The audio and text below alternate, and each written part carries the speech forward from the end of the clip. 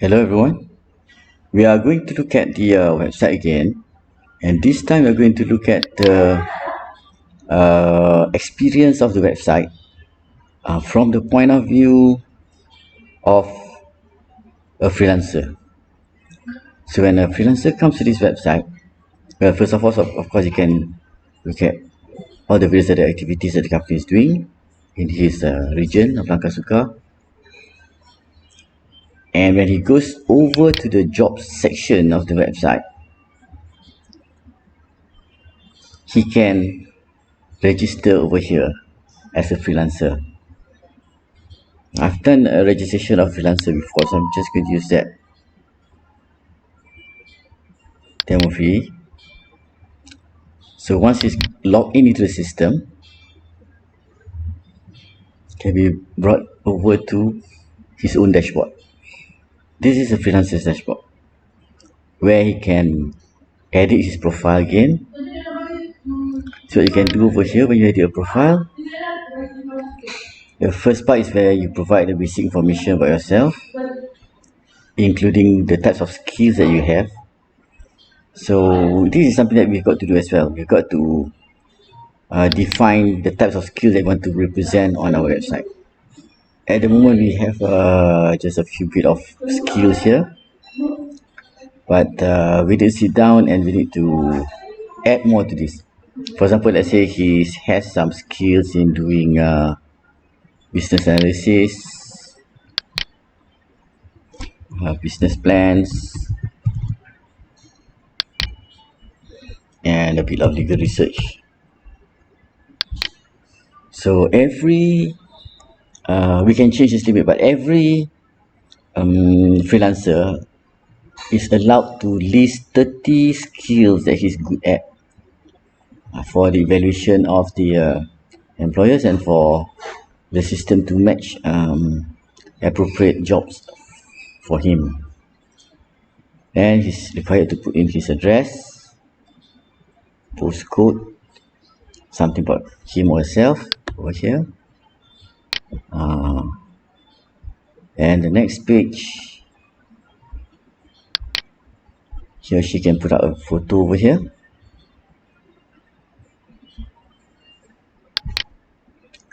They can also create portfolios here to tell people what they have worked on before. Okay, so let's try and put up a portfolio. Is basically like a track record. Say for example, you could say she is experiences in aerial survey work. So that's one portfolio, and this relates to maybe design of building architecture. We don't have architecture over here right now, so this one of the skills that we've got to add. Maybe manufacturing design or something like that. And if she wants, she can put over here when she started to get involved in this type of work and when's the last time maybe she stopped working on it. If she has a website, can also put over here the address of the website. Let's say she has a blog, so can put over here the address of a blog. Real surveyor.com, for example. And if there are some videos to highlight her work, perhaps she would like to add that video to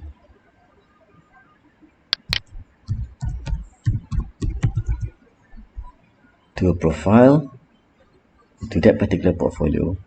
So that portfolio is concerning aerial survey. So maybe she has a video here that's something to do with aerial survey. So what she can do is she can just put a sample of her aerial survey work.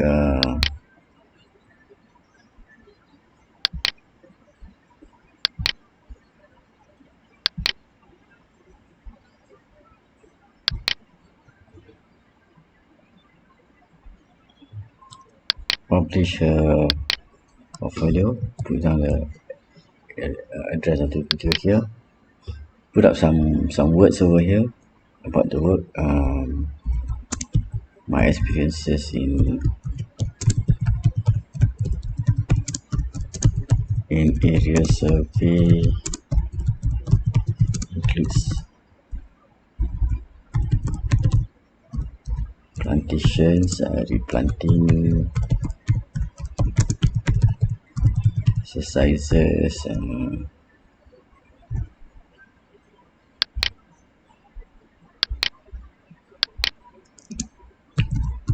civil infrastructure projects, etc. She can also upload photos about her area survey work, just to give people some idea of what she's able to do. So let's say we select a few photos here. As example, let's see if these are the work that she had done. So this is so that employers will be able to have a look at her claim that she's good in doing aerial survey. So you can put up screenshots here. So you've got all these photos over there. It's supposed to be more pictures.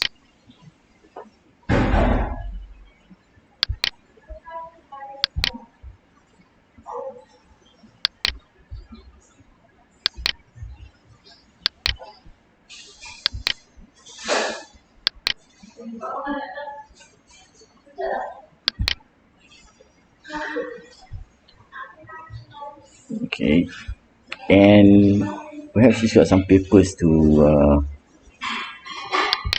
show as well. Let's say for instance, we put up some papers over here so that if a receipt sheet is coming from her. Okay, just need to actually put there for example, photography. This could be some sample reports or sample output of the work that she had done before.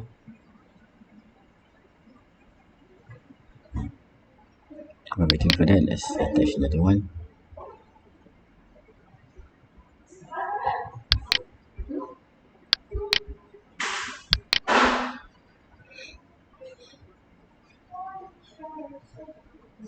Oh, she's hit her limit. But we've put a limit on people to upload photos. So she already uploaded quite a few photos. Right, this file is going out. Waiting for one last file to go out.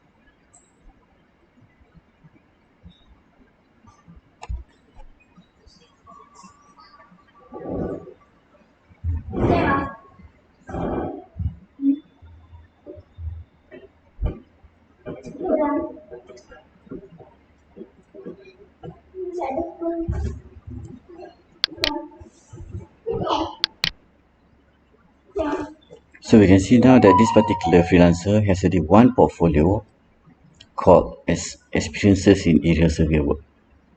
So if an employer were to look at her profile, they'll be able to go through the various portfolios that she wants to demo over here.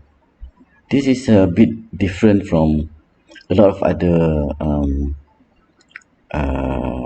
freelancing websites that does not allow you to create multiple portfolios under your profile. You probably can just upload one CV and a few documents to showcase your capabilities. But in our website, we allow each freelancer to upload more than one portfolios. to cater for different work exposures and different maybe geographical exposure they are familiar with. Finally, she has a page here for her email preferences. There are notifications that she can accept. And we have saved this already. So she can also go over here and search for, have a look at the latest projects. So we've only got one sample project here on the website. So this is the latest project that's posted by this company. We've seen it just now. And if we click on this project, we're going to see that the project owner has hidden the number of bids that he has received on this project. Also hidden how much the average bid typically submitted by people. But they have a budget ranging from 5,000 to 10,000 to this project. The offer is closing in 20 days time. This is the person who posted the project, and after you've done this project, you are also entitled to give a feedback about the rating for this employer. So as you can see, the employer can upload photos about the working conditions and what's required to be done. He can also upload documents, the project specifications, like this. So the project is a complex project that has some technical specifications. Employers can upload their specifications over here. The employer can also upload more than one file, so maybe can also upload sample agreements and commercial aspects of the project. This is a discussion board for people to discuss about this project. So as you can see here, there's someone here who has already posed a question, and then the employer can answer this question so that other people can also know the response to this question.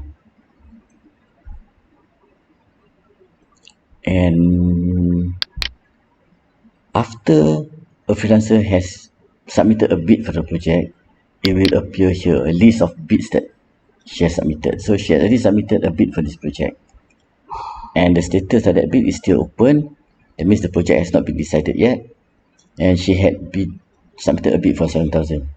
She can still retract her bid, or she can still edit the bid as long as the bid has not yet been accepted. So maybe she decide that to offer it a bit lower.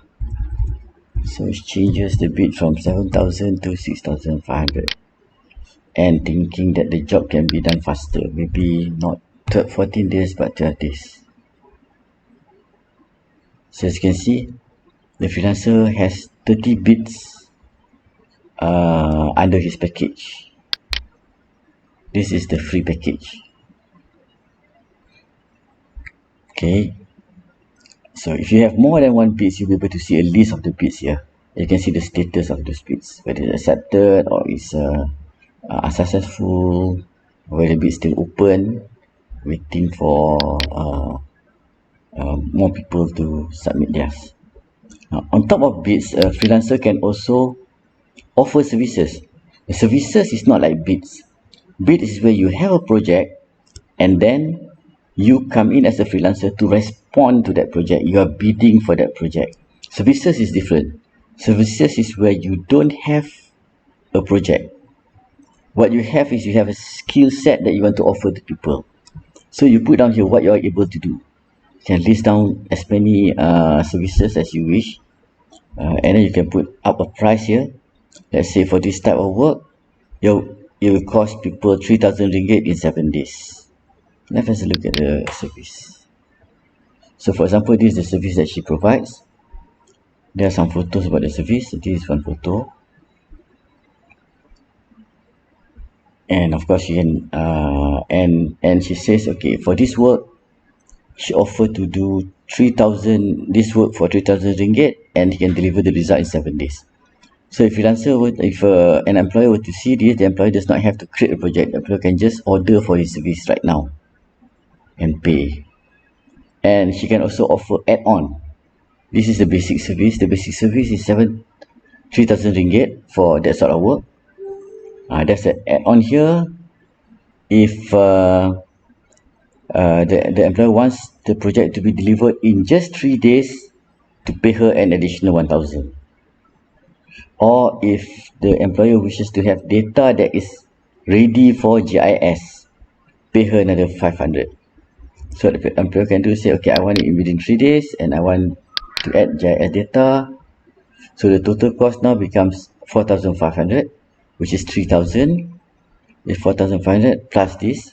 So once it's ordered, then it's going to become much higher. So now,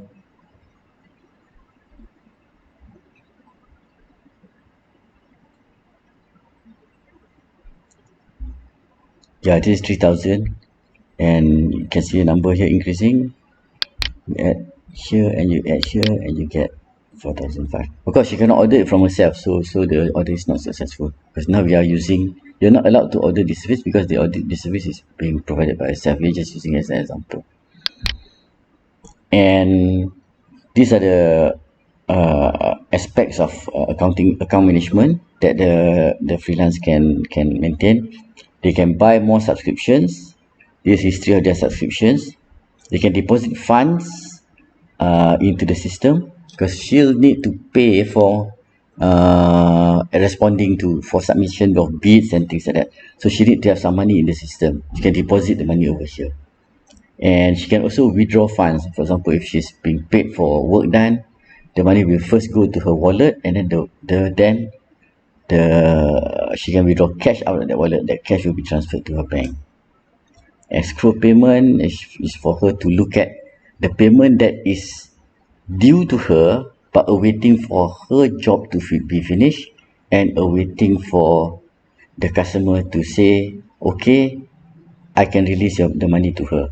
That is escrow payment. So you can have a look at the list of escrow payment that she has. Manage payments. This is, yeah, if she has to pay someone else, because sometimes a freelancer is also an employer with other freelancers, because one freelancer may become the head of the team, and the other freelancers may become freelancers to the head of the freelancer team. So they may also be doing payments, and there is a transaction history for them.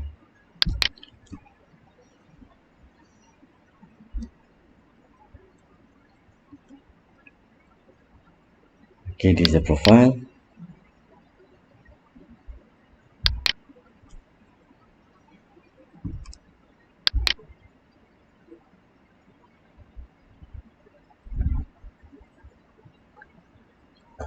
Okay, she has 195 ringgit in her wallet with the system right now.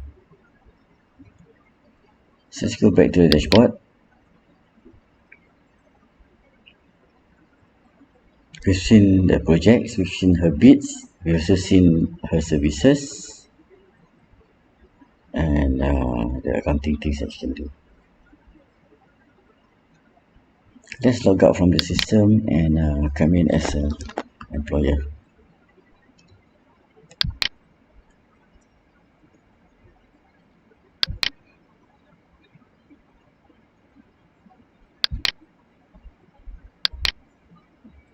So now we are logging in as an employer. This is the employer's dashboard. The employer can the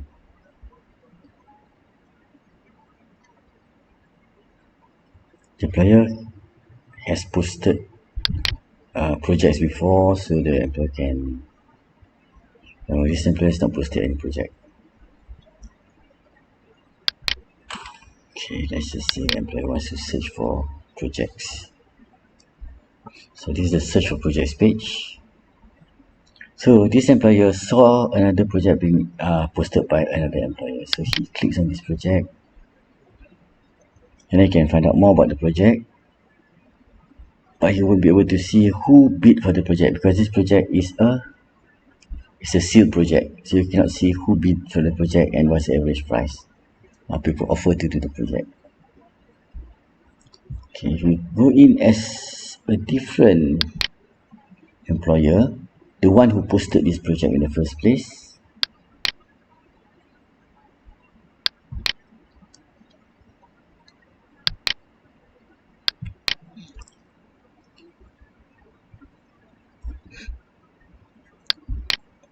Okay, remember that this employer posted this project, so he can go to my projects over here and see the status of the project that he's posted.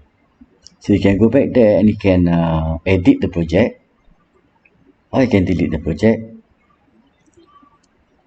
or you can, if the project is closed tender, he can choose which users can participate in the project. It's not open for everyone. So if you were to go to the project, what you can see is, okay,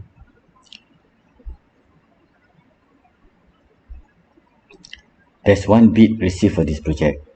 Who submitted the bid? This lady has submitted the bid. Her name is Demo Freelancer, and she's asking for 6,500 to be completed in 12 days. So before he award this project to the freelancer, he'll want to have a look at the freelancer first. Or this freelancer will charge you 20 ringgit per hour, and this is her skill set. And if she has any ratings, he will be able to read her ratings over here.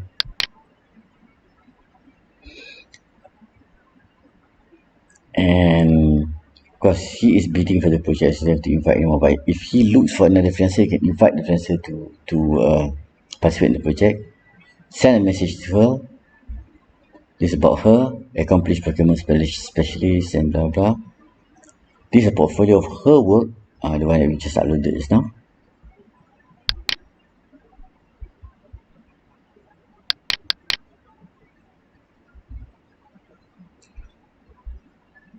So you can watch the video here. There's a problem in the video. Setting this off.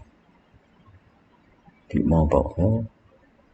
And attachments, probably samples from our past projects. So employers can know more about an employee if the employee uploads sample documents like this, sample work that they have done in the past.